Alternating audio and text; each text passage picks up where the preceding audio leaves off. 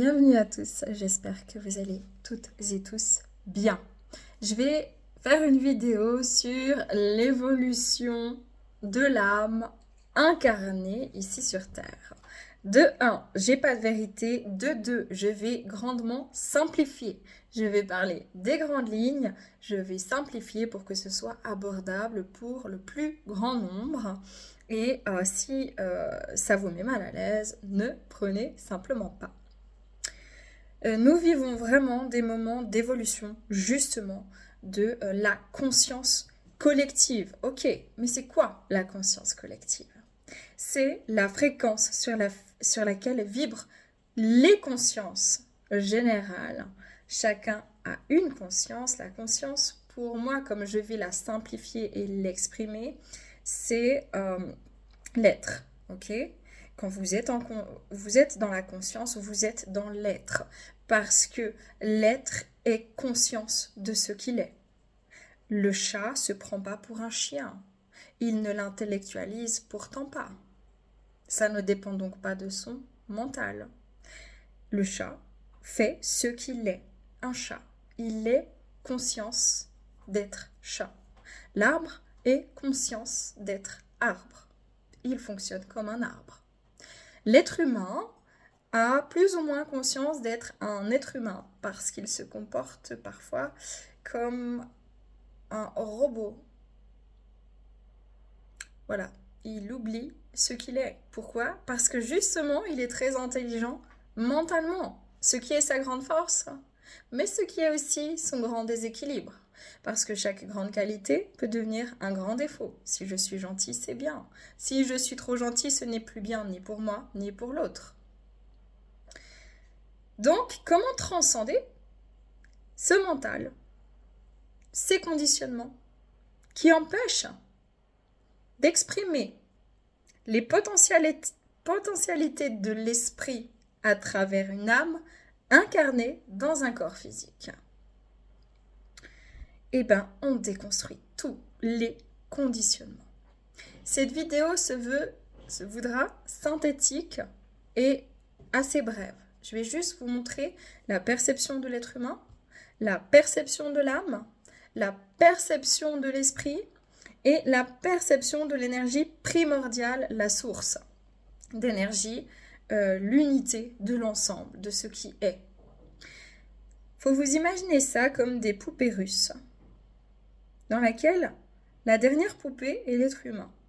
Seulement, il faut bien comprendre qu'en fait, c'est comme si on met les plus grandes poupées dans la plus petite, qui est l'être humain en résultante. L'être humain, le corps physique condensé, est plus petit que l'âme éthérisée, dont l'énergie est moins dense. Ok? Donc, il y a l'être humain, l'âme, l'esprit et l'énergie primordiale. C'est comme la sève de l'arbre. L'énergie primordiale, c'est le ciment de tout ce qui existe, des arbres, de la nature, de l'univers, des galaxies, etc. En mon sens. Je ne vais pas trop m'étaler, je ne vais pas exprimer les corps astrales, etc. Je simplifie, je veux juste donner une vision globale de comment l'être humain il se met au centre de son mental, de son ego, de sa personnalité et comment il perçoit les choses et comment l'âme justement elle survole tout ça et comment l'esprit il peut être utile à ce moment-là et comment faire pour accéder à plus de conscience et à une manière un peu plus visionnaire de voir les choses. Tout simplement. C'est parti les amis, on commence tout de suite avec les êtres humains.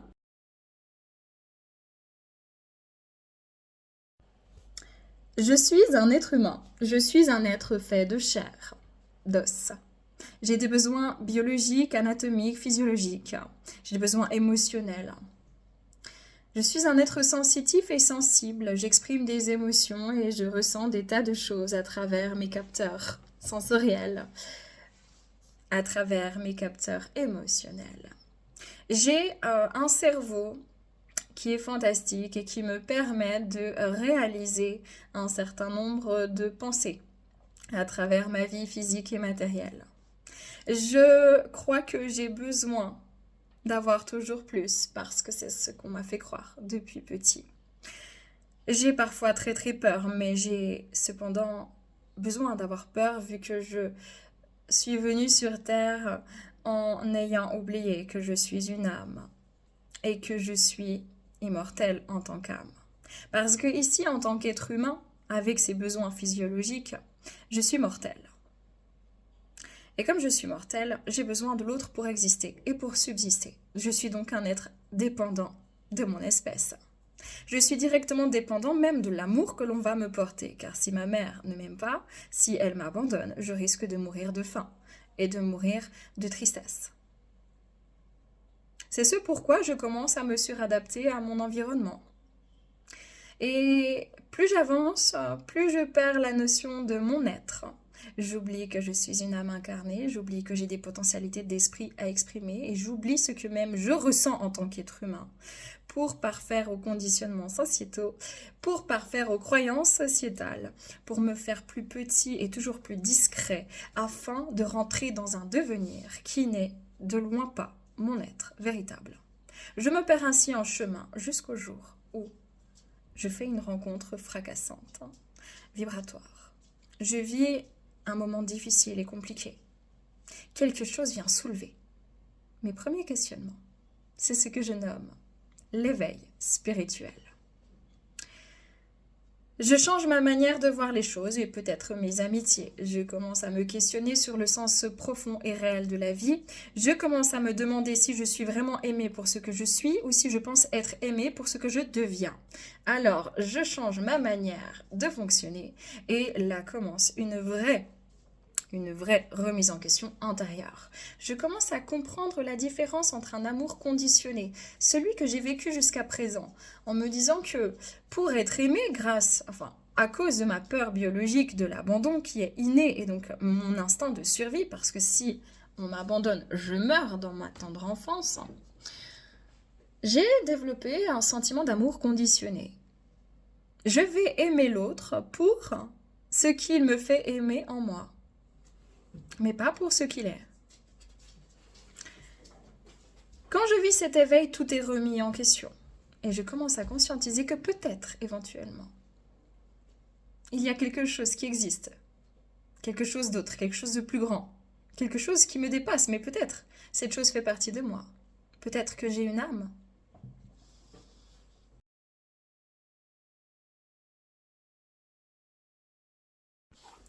Je suis une âme. Je suis une âme parmi tant d'autres. Je suis sagesse. Je suis bonté.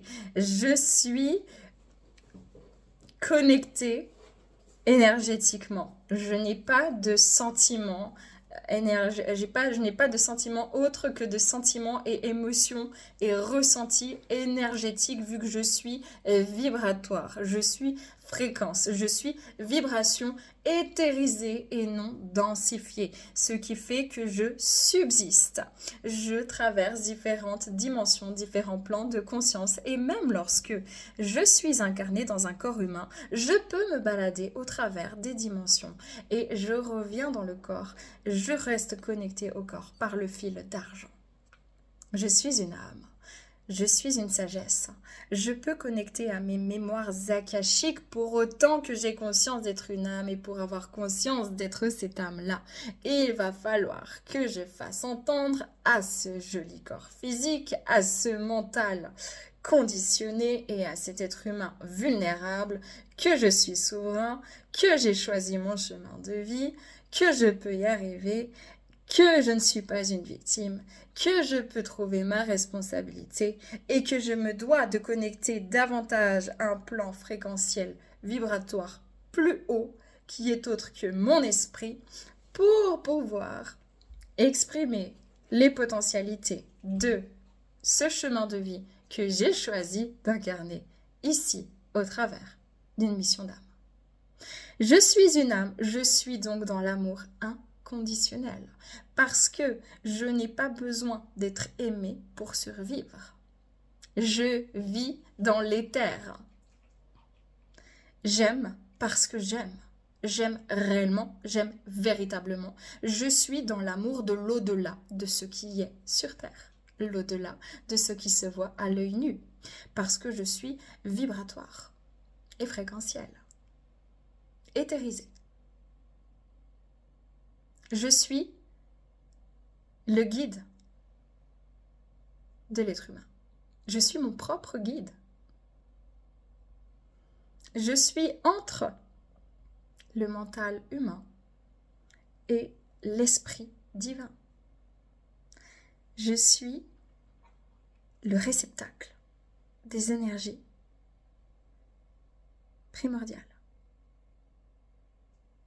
que je transfère à travers tous les canaux énergétiques, méridiens, grâce à l'énergie vitale qui m'est donnée en substance à travers ce corps physique, qui m'anime en tant qu'être humain, en tant qu'âme incarnée.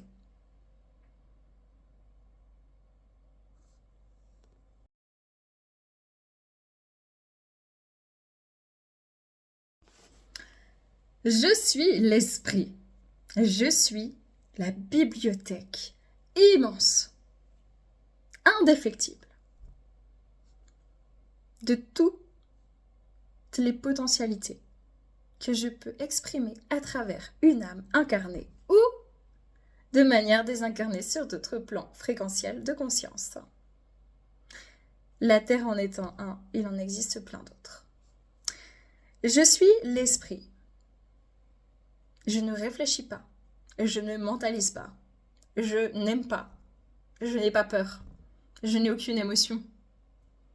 Je suis toutes les potentialités, passées, présentes et futures. Je suis la bibliothèque de l'âme. Pour pouvoir m'exprimer à travers un corps physique, il faut que l'âme connecte à ce que je suis, pour venir la descendre dans sa matérialité tangible, physique, au travers du corps humain. Et pour ce faire, il va falloir que le mental sélectif me fasse de la place. Parce que si l'être humain que je suis pense que je ne suis pas à la hauteur, jamais je ne pourrai connecter à mes sources de potentialité à exprimer. Je ne serai pas souverain parce que j'aurai peur. Je n'oserai pas exprimer ce que je suis. Je serai toujours continuellement dans l'être. Mais mon corps physique, lui, voudra être dans le devenir. Nous serons en discorde. Et c'est mon âme qui est entre deux, qui va pâtir. Elle va être en discorde entre le côté humain et le côté de l'âme, le côté de l'esprit, tiraillé entre deux. Je peux vivre une dualité et c'est exactement ce que je ressens. Quand cet esprit s'éveille, quand il tire l'âme vers le haut et que l'âme elle-même tire le mental vers le haut pour passer du mental inférieur au mental supérieur pour qu'il se mette au service de mon esprit, de moi. L'esprit potentiel, créateur, qui est multiple, qui est indéterminé, qui est éternel. Je suis la possibilité. Je suis la conscience. Je suis la création.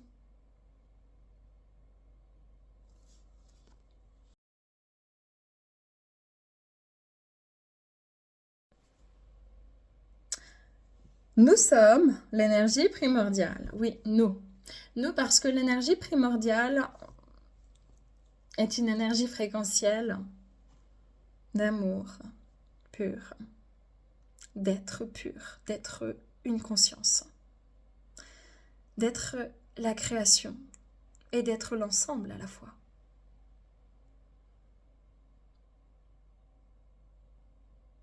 La source primordiale est la souche, la première cellule, l'unicité, la chose dont tout émane, le fluide qui coule en chaque énergie.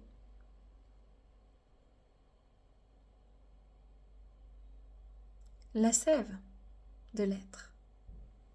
De l'être conscient ou inconscient. L'énergie vibratoire, la fréquence universelle primordiale. Là d'où je viens et de là où tout le monde vient. Et là où je retournerai.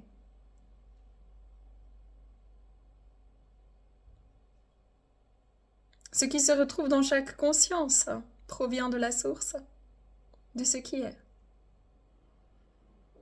Que ce soit des énergies de matière densifiée ou éthérisée.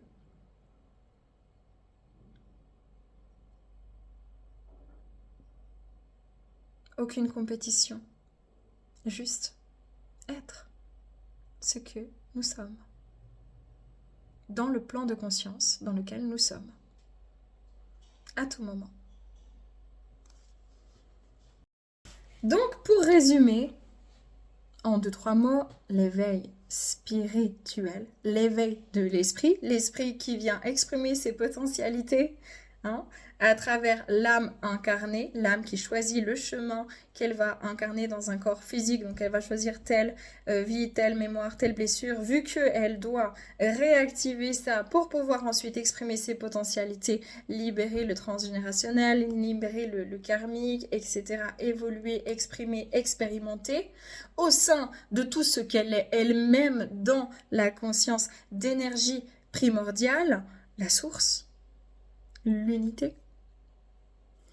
Et bien, pour ce faire, il faut que le mental, non, ne soit pas supprimé. Non, absolument pas. Le mental ne doit pas être supprimé chez un être humain. C'est complètement faux.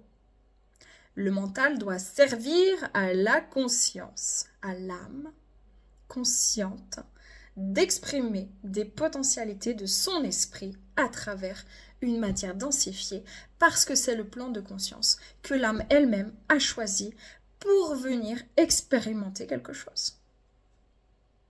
Mais comme l'être humain voit tout depuis le centre de sa propre perception, vu qu'il crée son monde de manière égocentrée à travers sa personne,